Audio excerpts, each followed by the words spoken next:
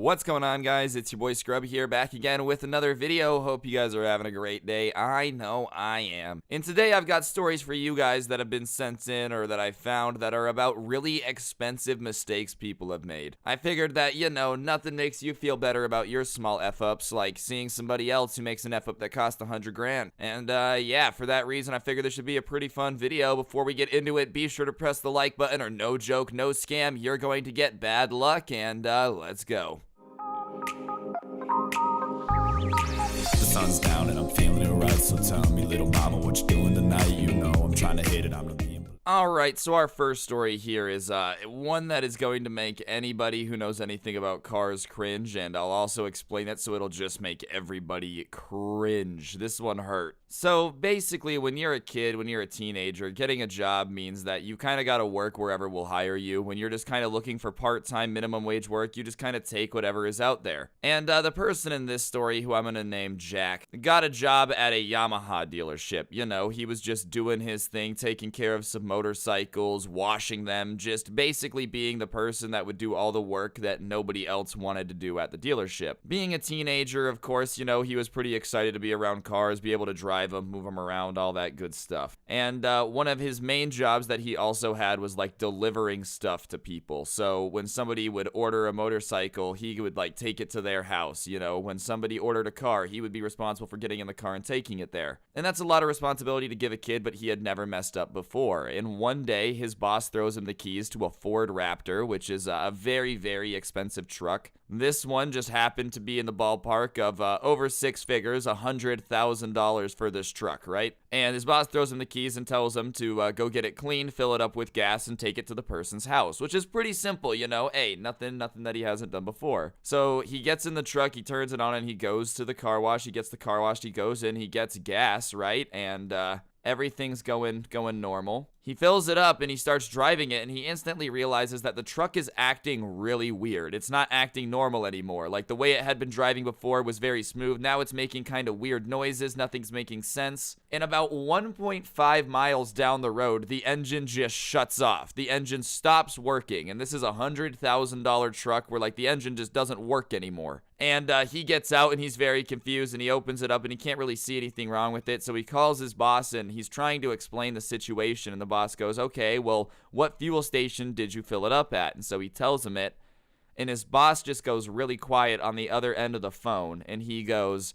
there's no diesel available at that gas station. And the kid's kind of like, yeah, what's the big deal? Well, this Raptor was a diesel truck. For those of you that don't know what that means, this kid had filled up a diesel truck with the wrong type of gas. He had just put gas in it. And that's the equivalent of like human need water, right? Human need water. That's the simple monkey explanation. Water need, human exist. Imagine if you like took a human and for just a week you made them drink nothing but, floor cleaner. That's basically the equivalent of what he did to this truck, right? Like he had basically bricked a $100,000 truck. And the most important part, which is the engine. It is not made to have normal gas in it at all. In fact, it's going to cost a lot of money to fix it. And of course, it's on the way to a customer. So the company's going to have to eat all of the cost, It's not like it was a dumb customer that did it to themselves and they went to take it back and they were like, that sucks. No, it was an employee of the dealership delivering it that had somehow bricked this car by something that should have been known to somebody that worked at a dealership. And obviously, he just wasn't aware. He didn't know. But at the same time, bro, his boss clearly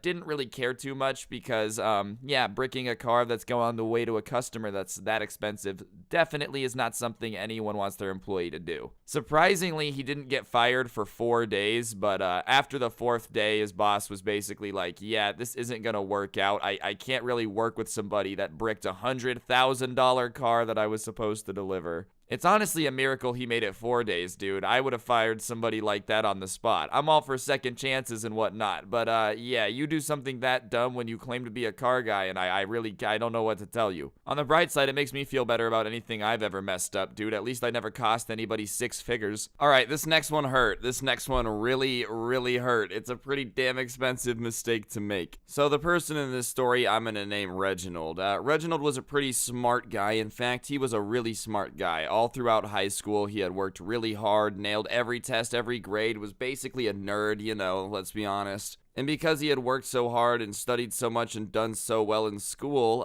he ended up getting a scholarship to go to a college. Now, when you get a scholarship because you're smart, you kind of have some stipulations attached to it, and it's basically like you can't fail classes, you have to get a certain GPA, you can't get in trouble, yada, yada, yada. You know, those are the rules that you kind of have to follow. And Reginald was like, oh, absolutely, I will not stray from my hard work. I swear that with all of my being, I will study with the best of them. Stephen Hawking's got nothing on me. I'll move less when I'm studying. You know, like he was just hell-bent on getting a good grade. Well, for the first semester of college, he does an incredible job. Such a good job that he's got a straight A's going into this, like, a stretch at the end of the semester where all the final exams are.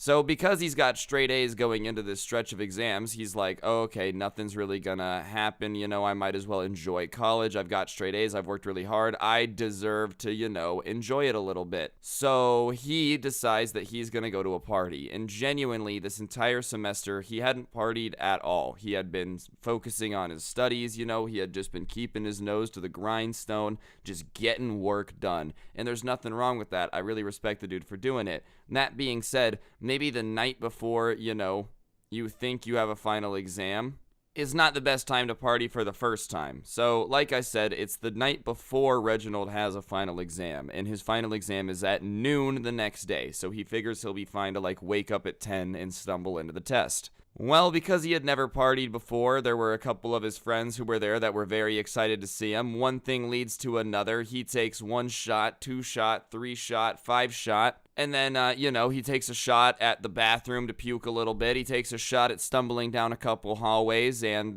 somehow he ends up back at his dorm, but he doesn't really remember what went on. You know, he had himself a pretty wild night. Like I said, probably not the best time to go wild. And even then, dude, if you don't know your limits at all, like if you've never partied, you shouldn't just keep going, smacking shots like they're, I don't know, Sour Patch Kids in a 5-pound bag or something. Maybe you should pace yourself a little bit. Regardless, Reginald gets like pee on himself drunk and passes out in his dorm room. He doesn't remember how he gets there, but he wakes up the next day at about 10:30 a.m. and he gets up, he showers, he gets everything together, and he goes down to the class where he thinks he's supposed to take his final exam. But when he gets there, he walks in and the teacher looks at him confused and is like, hey man, I'm very surprised that you didn't show up for your final exam today. You do realize that it's 40% of your grade, and because you didn't come, I have to give you a 0 and you're probably going to lose your scholarship. And Reginald is like, what are you talking about? Our test is at noon. It's not at 9:30. You know what I mean? It had already passed. Like, the test had already happened. And he's like, no, our test was at 9:30 this morning. And Reginald pulls out his phone and starts, like, looking at his calendar. And, you know, the day before, he had just been excited to get all of this done, so he hadn't really checked. He had looked at the wrong class's time on the day. Like, he had picked the day, but he had looked at a different time. Do you know what I mean? And because he wasn't really double checking it because he wanted to go out and party so bad, he just hadn't noticed and had literally partied and slept through the final for one of his classes that was 40% of his grade. So he went from a straight A student with a full ride scholarship to, because the teacher had to do what the teacher had to do, he got a D in that class, because even if he had an A, losing 40% of your grade 100% to 60%, like, you're gonna barely pass the class if you pass the class. In fact, if you don't have 100%, you fail. So because of this kid's decision to, like, go crazy one night, honestly, if he would have, like, had fun and known his limits, he probably would have been okay. But of course, he's like, oh, I'm gonna go crazy this night and I'll be fine. Nah.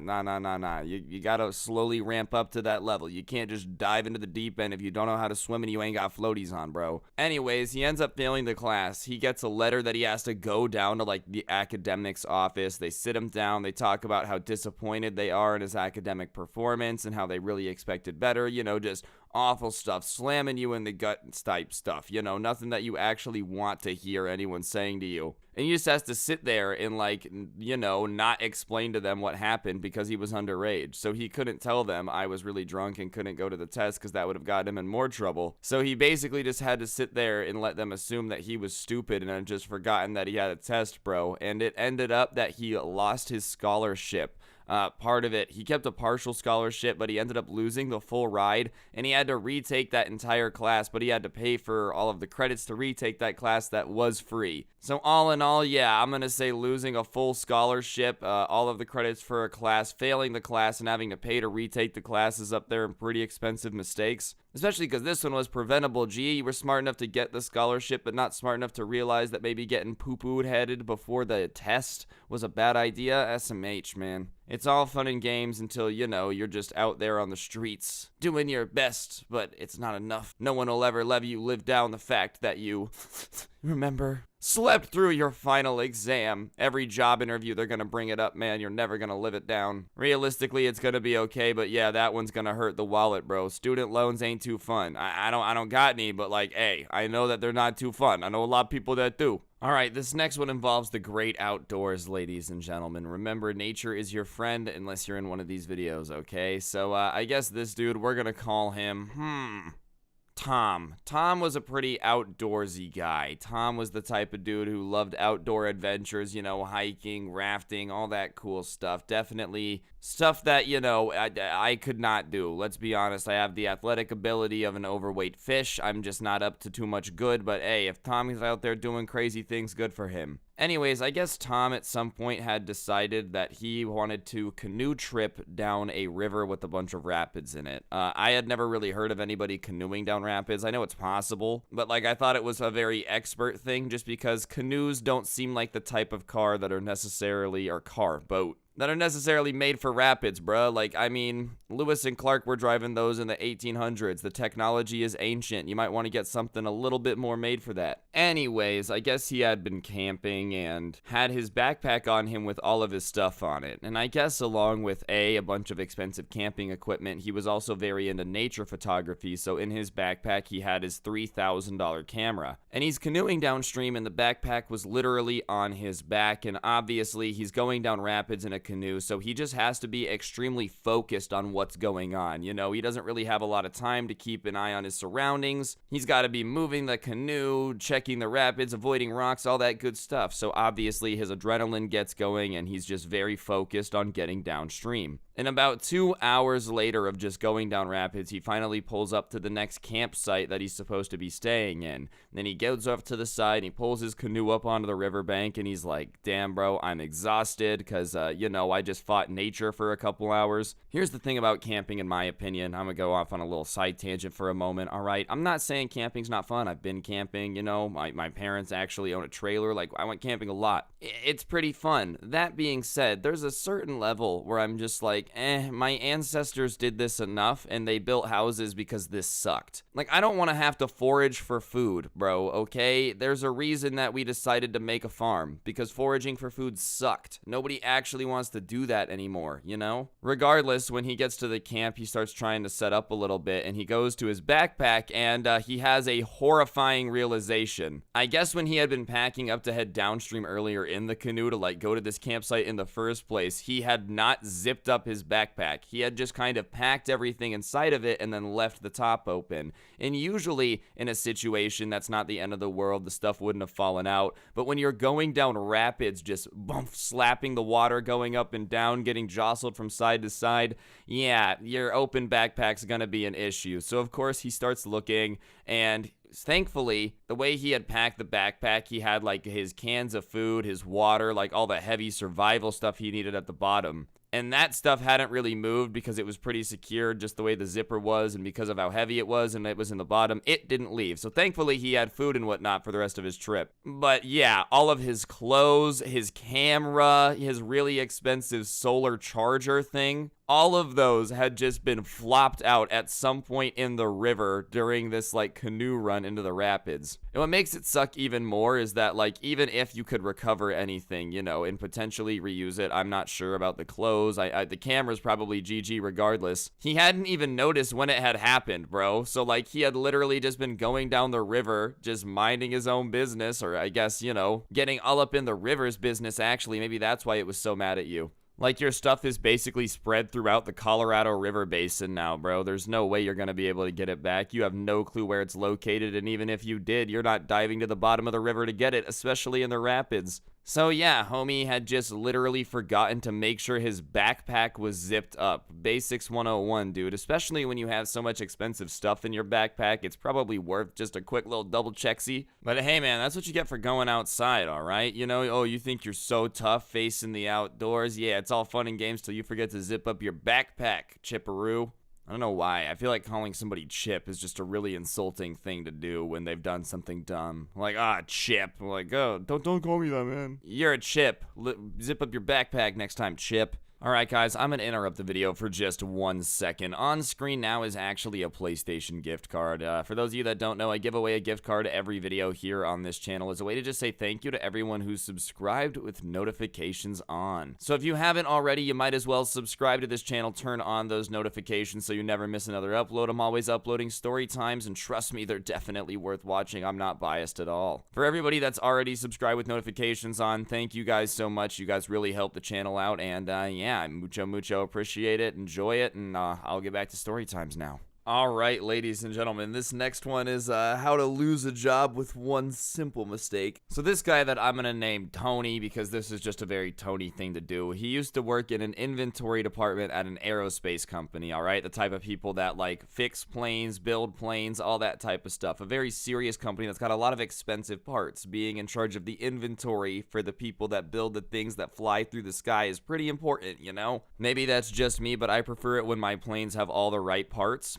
Just personally, I would like Tony to be good at his job. And honestly, Tony was pretty good at his job, and because it's a plane, obviously there's some very expensive parts as well. And one day, he's just kind of going through the inventory, keep a tracking of everything, you know, relabeling stuff, making sure that the prices match up to the stuff on the computer. And as he's going through it, he finds this 1-inch long piece for like a hydraulic press in the wings or something, you know, something that definitely shouldn't be as important as it is, but like it's a hydraulic piece, so whatever, it's 1 inch long and it's gonna be expensive. And when he goes to do a price check on it, he finds out that this 1-inch piece, you know, this one little hydraulic piece is worth $11,000. So he can't believe it because, oh my god, who would ever pay $11,000 for this 1-inch thing?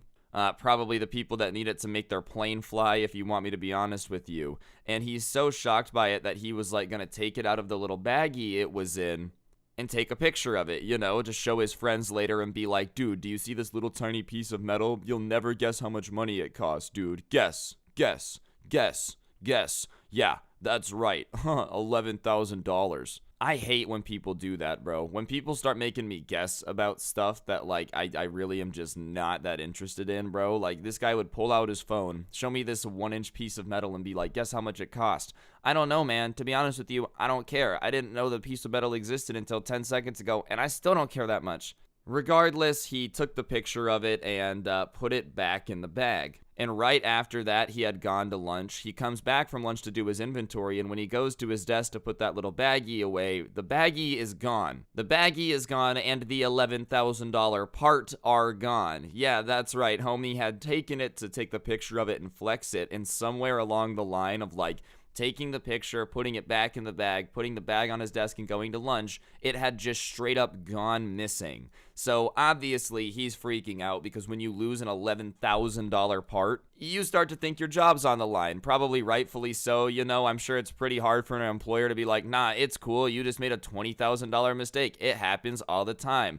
I don't think $20,000 mistakes happen all the time because businesses probably don't stay open if they have $20,000 mistakes all the time. Anyways, the guy's freaking out. Tony's spurging. He's like, oh, this is the worst. I'm going to get fired. But he finally manages to calm himself down because he's like, look, I've been working here for 6 months, okay? I had been in another position for 1.5 years prior. He had some inventory experience, you know what I mean? And he says, I've never seen them have to use that part, ever. In fact, that particular part, he had like checked a couple times and it was the same part. It hadn't been used since he had started being there. So he just figures that it was never going to be used and no one would ever notice. The next day, he comes in and he has this job report on his desk for him to start pulling all the parts for it. And he's going through the list and he's getting near the end of it. And sure enough, dude, the part on the list is the $11,000 1-inch piece that this guy had lost the day before. Yeah, he had calmed himself down by like telling himself it wasn't gonna be a big deal and nobody was gonna notice, it was never gonna get used, only for the next day it to be on the list. So naturally at that point he's freaking out. He's like, oh my god, I'm gonna get fired, there's nothing I can do, like what can I possibly do to get out of this situation? You know what I mean? So when he gets all the parts, he takes it over there, he's like, hey, I can't find this piece, da-da-da-da-da, and so some other people come over and they're all helping him look. And I guess a year previously they had like redone the inventory system and moved a bunch of stuff around, and after like the entire company was looking for it for about an hour, they were like, oh well, I guess we'll order a new one and chalk it up as a loss. So they ended up just writing off the part and he got away with it because they were convinced that they had lost it during their massive reorganization the year before. Like, he convinced them that they lost the $11,000 part that he had lost. And that's pretty damn impressive, bro. That's some lawyering 101 right there. No, Your Honor, I did not lose it. They lost it. They're the reason that all their money is gone. I just feel like all these mistakes, bro, make me very happy that the biggest mistake I can make is like deleting a video. I can't lose an $11,000 screw, okay? I just can't. I mean, I definitely would, but that's why I don't work at a place like that. You know what I mean? Anybody that has things that can be lost and are expensive, do not give them to me. Anyways, guys, I think that's going to do it for the video. Hopefully you enjoyed. If you did, I would really appreciate you taking a second to press that like button and let me know in the comments section down below what you thought, and subscribe and turn on those notifications. If you want more content, I do have a podcast called The Scuffed Cast. You can find a link to that in the description, along with a link to the intro song if you liked listening to that. Real talk, though, if you really want to support the channel, the 2 million subscriber merch can also be found down there. And if you're getting yourself G Fuel Energy, the best energy drink for gamers, use code SCRUBBY at checkout for a little bit of a discount. It helps me out, it helps you out, everybody wins, and you get some G Fuel. Real talk, though, guys, I did just want to say thank you guys so much for supporting the channel. It's actually been growing really fast again. The views are up on here, and it was dead for a bit. So everybody that's been sticking with the channel, helping out, I do really, really appreciate it. You guys mean the world to me. And yeah, seriously, avoid making expensive mistakes. If you like these type of videos where I do like shorter stories and just a longer video, let me know in the comment section as well. I know only the real ones are still watching, that's why I'm asking y'all. But yeah, on that note, guys, thank you so much for watching. I hope you guys have an incredible day. Don't get anyone pregnant. If you do, make sure they're hot, and hopefully I will see you guys all next time with another video. I'm out. Peace.